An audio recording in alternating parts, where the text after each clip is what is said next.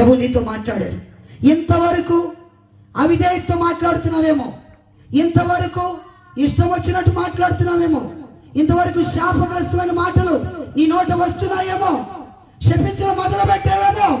ఈ రోజు నుండి దీవించడం మొదలు పెట్టు. కుటుంబం దీవెనకరంగా మారబోతున్నది. ప్రభుకు మహిమ కలుగును గాక. నీ కుటుంబం ఆశీర్వాదకరంగా మారబోతుంది. అబ్రహాంతో దేవుడు అన్నాడు, నువ్వు ఆశీర్వదించవని ఆశీర్వదిస్తా, నీవు దీవించవని దీవిస్తా, నువ్వు శపించవని శపిస్తానన్నాడు.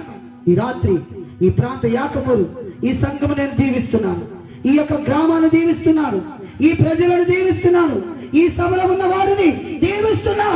యేసు నామములో ప్రభు మిమ్మల్ని ఆశీర్వాదకరంగా చేయును గాక. మీ కుటుంబం దీవించబడును గాక. మీ బిడ్డలు ఆశీర్వాదకరంగా ఉండును గాక.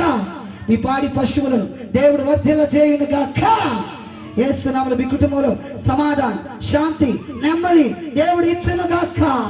అన్నిటికన్నా ముఖ్యంగా కుటుంబానికి యేసు రక్షణ దయచేయును గాక, రక్షణ దయచేయును గాక, విడుదల ఇచ్చును గాక. హల్లెలూయా. పరిశుద్ధాత్మ దేవుడు నీతో మాట్లాడుతున్నాడు. సహోదరి, సహోదరుడా, తీర్మానం చేసుకో, యేసుని నీ హృదయంలో చేర్చుకో.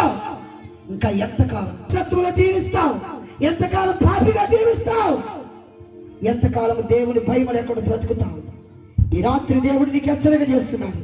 ఈ రాత్రి దేవుడు నేను ఆ పరలోక గమ్యం చేరాలంటే నీ నోరు సరిచేయబడాలి, నీ బ్రతుకు మారాలి, నీ పరిస్థితులు మారాలి, నీ నడక మారాలి.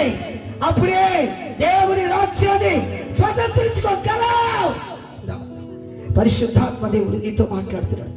ఆయన సర్వ మానవాళి కొరకు భూమి మీద మానవుడిగా వచ్చి 33.5 సంవత్సరాలు భూమి మీద జీవించేస్తూ సర్వ మానవాళి కొరకు సిలువలో వేలాడాడు, చనిపోయాడు, సమాధి చేయబడ్డాడు, 3వ దినం తిరిగి లేచాడు. ఆయన అందరూ చూస్తే పరలోకానికి వెళ్ళారు, మళ్ళా 2వసారి రాబోతున్నారు.